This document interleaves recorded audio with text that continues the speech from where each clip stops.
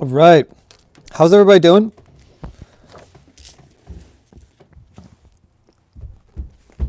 Just want to see who is there right now as we wait for anybody else to show up. Today we're basically just going to finish up what we were talking about last time. And I had kind of hoped to finish it last time, but really there was too much. So today we're going to be finishing up talking about Jesus and the Pharisees, talking about the idea of the heart versus the outward appearance of actions, talking about hypocrisy. Okay?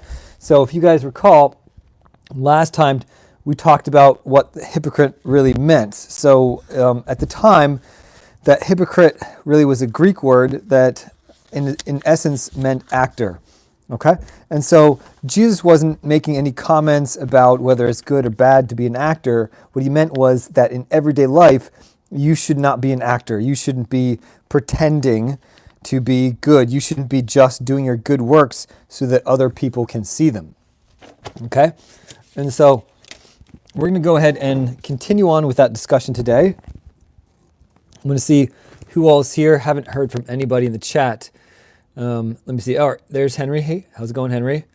All right. And looking to see who else is here for the chat. Okay. So with that said, we can go ahead and get started here.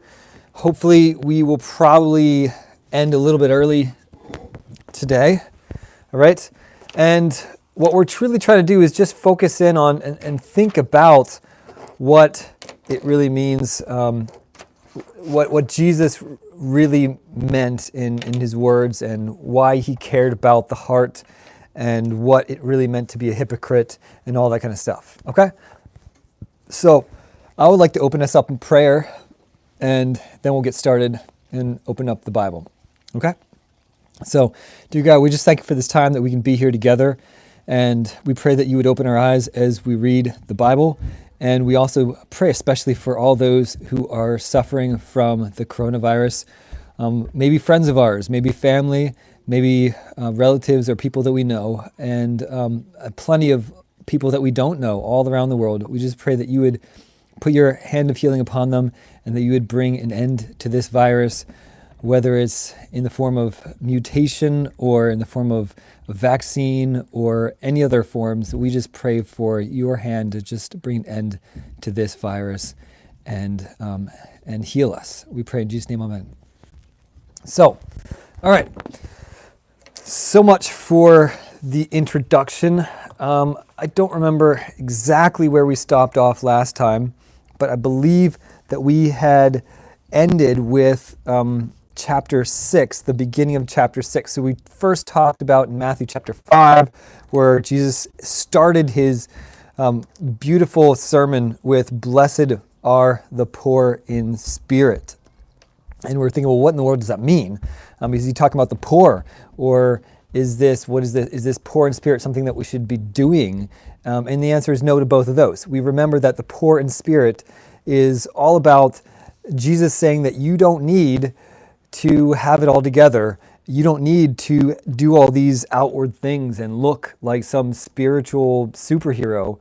Rather, anybody can come to Jesus. In fact, it's a good thing to not be this spiritual superhero, because we all need God, and our pride often gets in the way. And that's going to also include our hypocrisy of the different things that we do for show, where our heart really, really isn't good.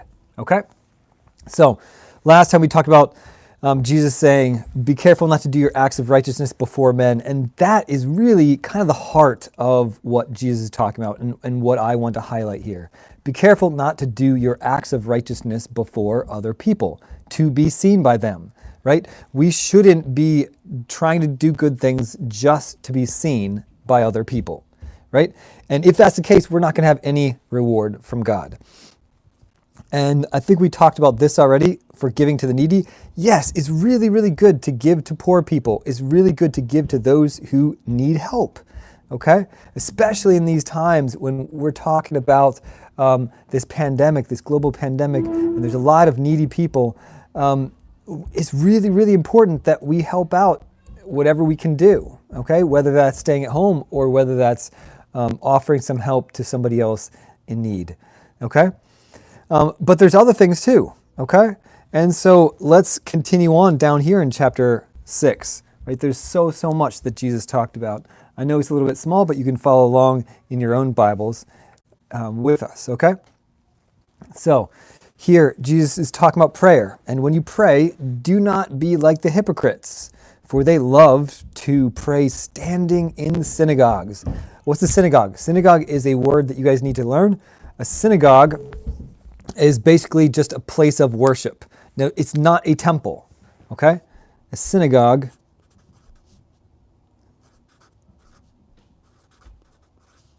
was a Jewish gathering place, really. Right? Kind of like our churches, but it wasn't at all a temple. It wasn't this grand, beautiful place, or you don't think of it in terms of, like, say, your beautiful medieval churches. That's not at all what it was. It was just a gathering place where typically the Jewish people would come together for worship, but not necessarily, or maybe for, let's say, Bible reading or just other kinds of community type things, okay? So it's a Jewish gathering place. So that's your synagogue. So back over here. So these hypocrites, what do? They love to stand in the synagogues and on the street corners to be seen by men, to be seen by other people. I tell you the truth, they have received their reward in full. But when you pray, go into your room, close the door, and pray to your Father who is unseen. Then your Father who sees what is done in secret will reward you. And when you pray, do not keep babbling like pagans. And we're just going to go ahead and pause there. Jesus goes on and on to continue to talk about prayer, which is not our focus today. We don't want to focus on prayer. We want to focus on this idea of hypocrisy. So what were these hypocrites doing that they shouldn't be doing? They were praying for show. They could pray these beautiful prayers. They were good speakers. They were good prayers. And they loved to be heard when they were praying. So we can think of all these kinds of things that Jesus is giving these examples of hypocrisy, right? This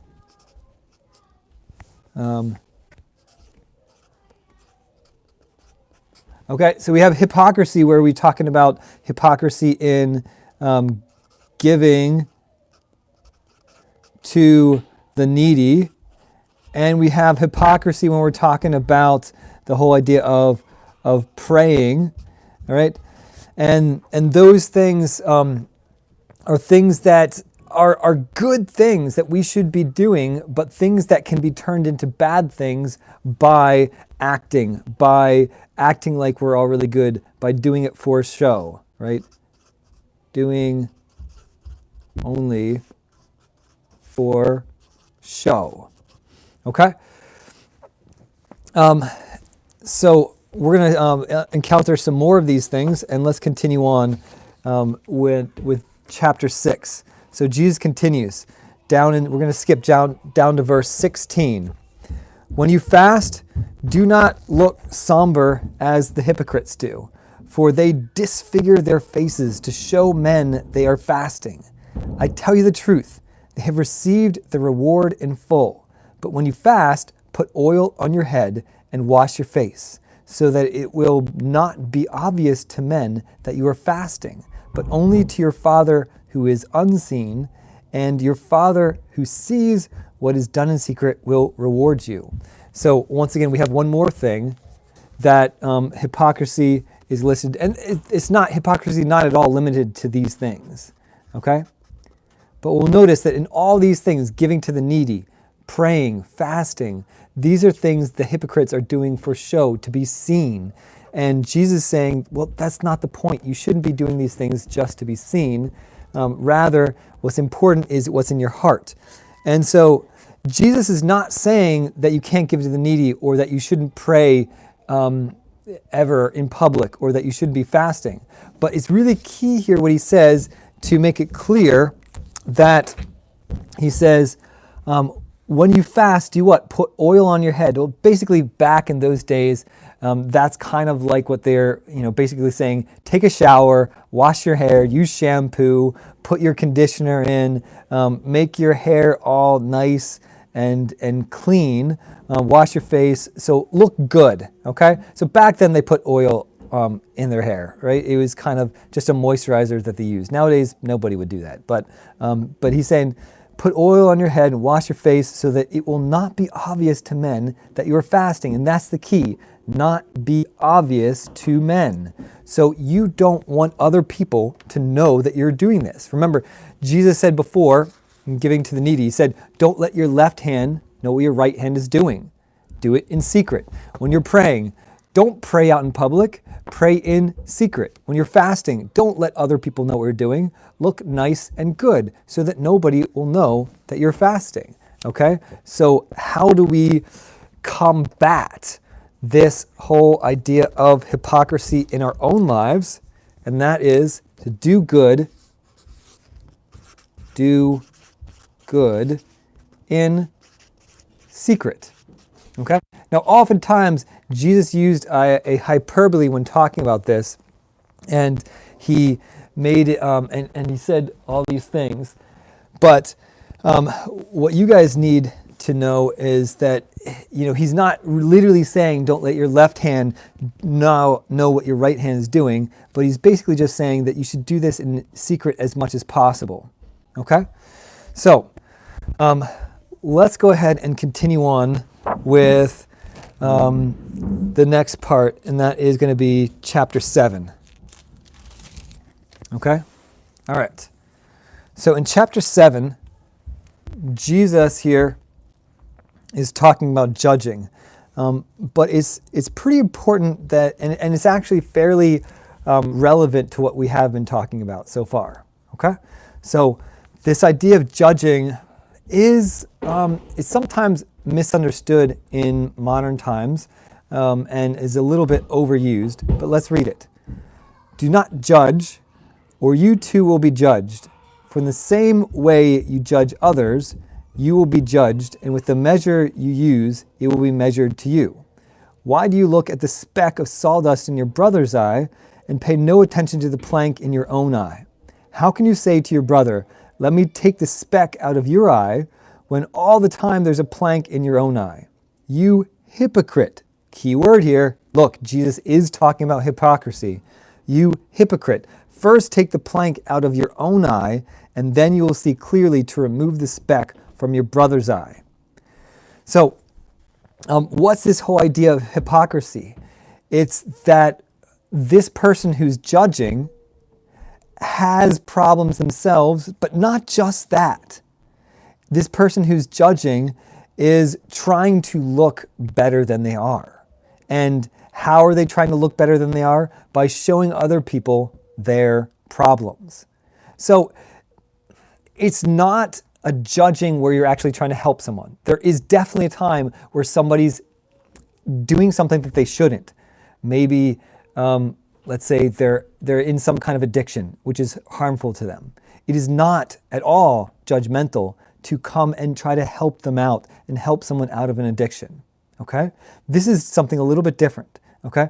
This is somebody that's trying to show how good they are by pointing out other people's problems, okay? And that's a very big problem. So pointing out other people's problems in order to try to make yourself look good. And this is people still do this kind of thing. And I think that you're probably well aware of it, right? But it's not at all something good according to Jesus, right? So pointing out others' problems to make yourself look good. And that's what all of these are doing, right? Giving to the needy to make yourself look good. Praying to make yourself look good, fasting to make yourself look good, pointing out other people's problems to make yourself look good. And all of those are bad things to do, okay? To have this idea that you want to make yourself look good as your motivation is a problem, okay? It's good to give to the needy, to pray, to fast, and it's even good to help someone who might be in some kind of actions or situation or some kind of addiction that they need help, right? And it's okay to help people, but it's not okay to point out problems to make yourself look good, all right?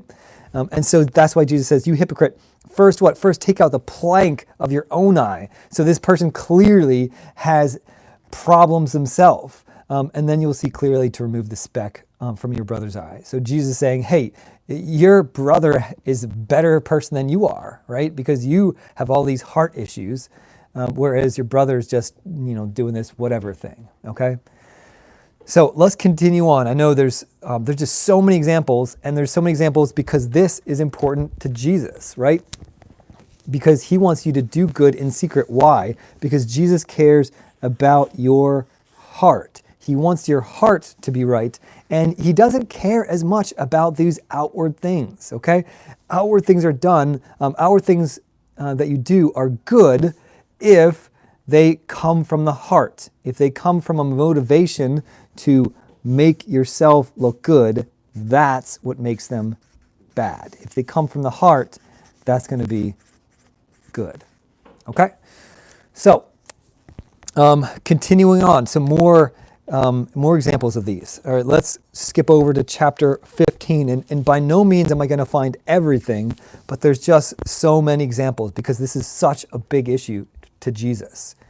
So chapter 15, we're going to look at the beginning of chapter 15, right here, Matthew chapter 15.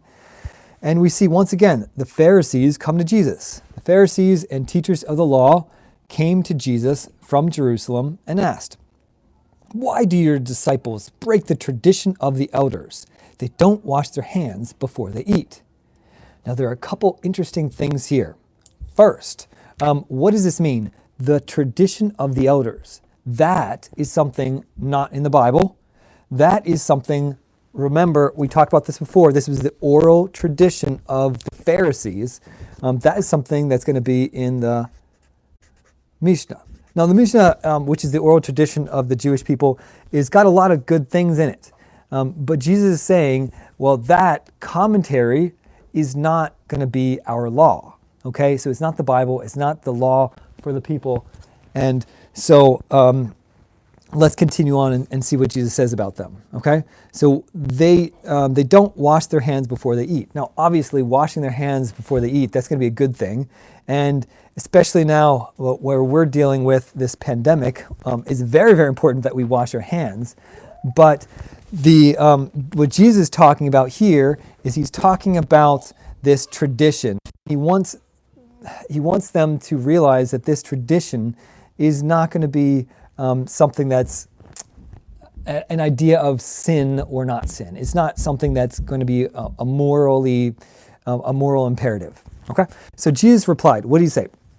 He said, and he's really like backfiring. He's got this enormous comeback, right? He says, "And why do you break the command of God for the sake of your tradition?" Okay, and so Jesus right away is saying that this idea of this oral tradition is not as important as the Bible.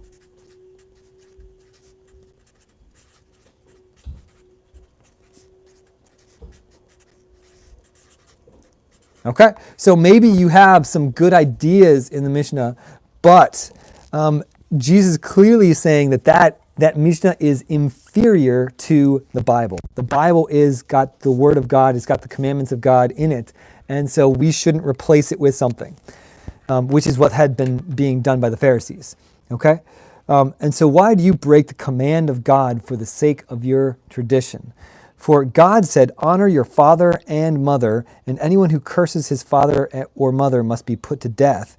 But you say that if a man says to his father or mother, "Whatever help you might otherwise have received from me, is a gift devoted to God, he is not to honor his father with it. Thus, you nullify the word of God for the sake of your tradition. You hypocrites. Key term here. Once again, Jesus is saying this is an act of hypocrisy, right? You hypocrites. Well, why is that hypocrisy? Because these people are trying to look good, right? They're trying to do something good. They're giving a gift to God. They're giving a donation, let's say to the temple, a donation maybe to the church or whatever, some kind of donation, tithing, something like that, right? This donation. So I'm going to add that to our list. They're giving this donation, but what's the whole point of it? It's going to make them look good, okay? So whatever help you might have received from me is a gift devoted to God. So it makes them look like they're spiritual. They're giving to God. They're giving to the church. They're giving to the temple. They're giving to these good things. But they're saying, oh, well, if I'm giving to the church, if I'm giving to the temple, I don't have enough money to support my parents. They're going to have to just take care of themselves. And Jesus is saying that's ridiculous, okay? That's ridiculous, all right? Because this whole idea of hypocrisy means that these people are just giving this gift to the church or to the temple to look good, but in reality, what's in their heart? Not love, right? In their heart is they want, oops, this is not going to fit in there. They just want to look good. But they don't really care about helping out, even their own parents.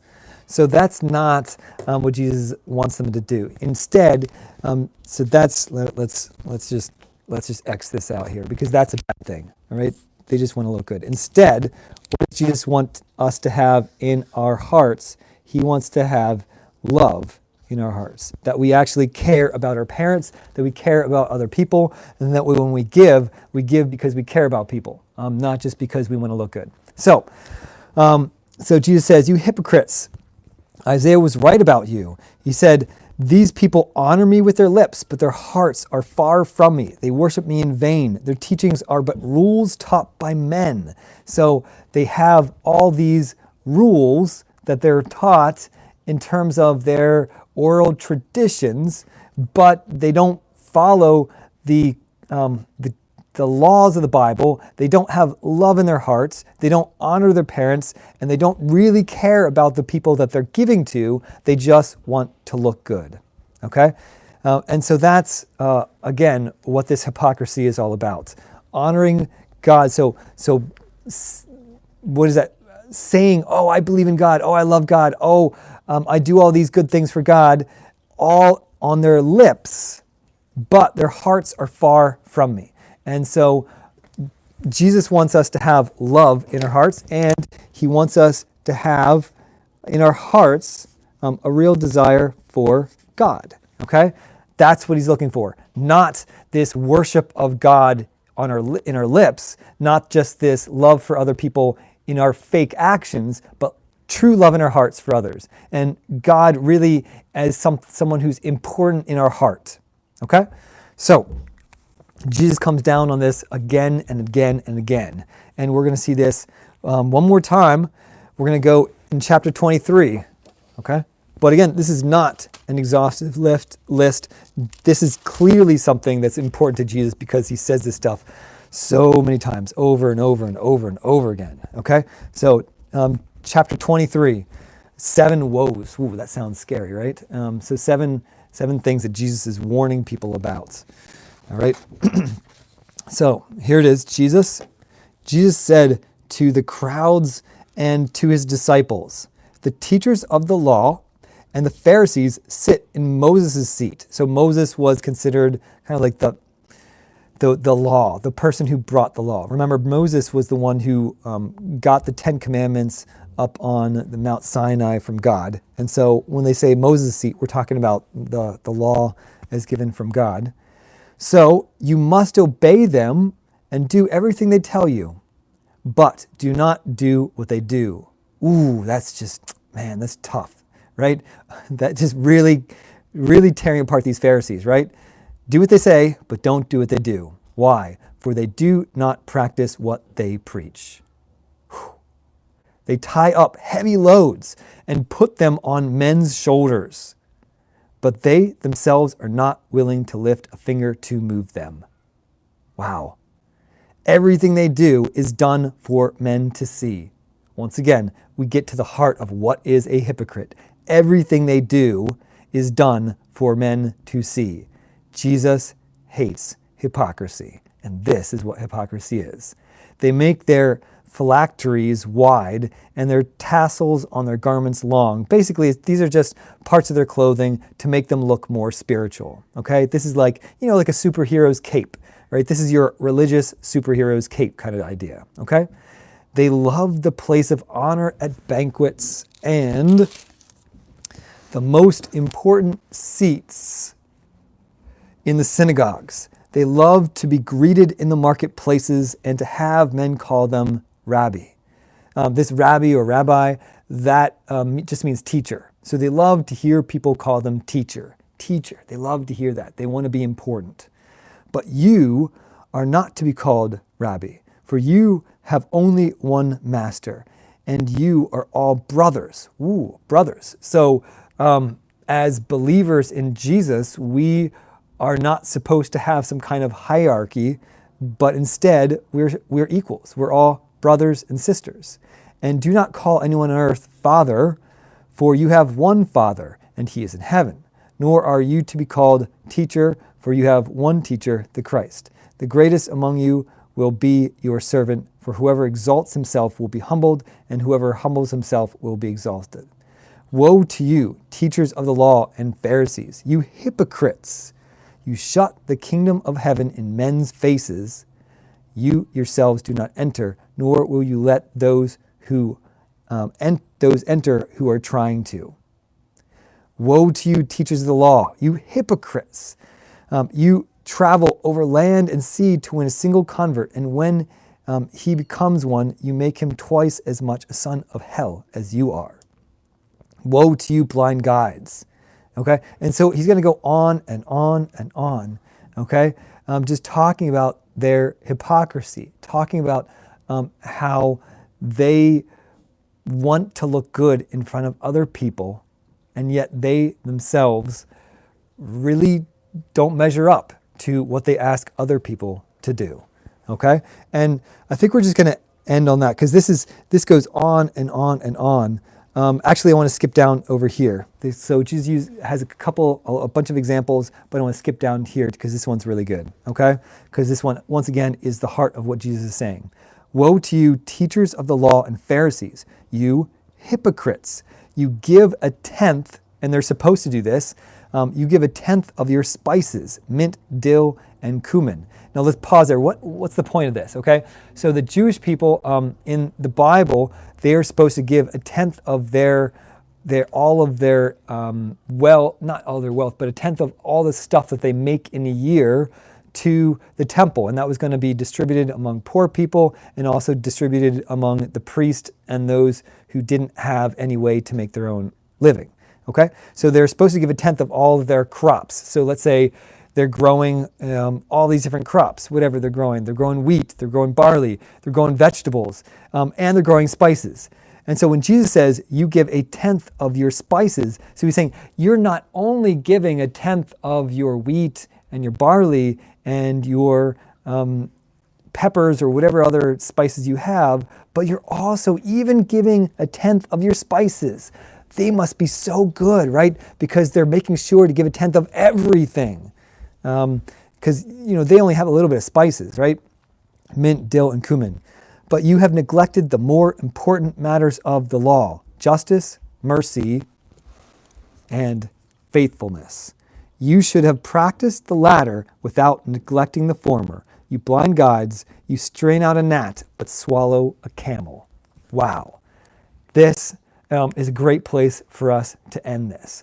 What is going on here? Remember, who are the Pharisees and why? Now the Pharisees, Jesus is being really harsh on them, but we have to remember the context. The Pharisees emphasized the outward appearance of their religion, because they were trying to express themselves when the Greeks took over and when the Romans took over. And so you had these foreigners come in and oppress them.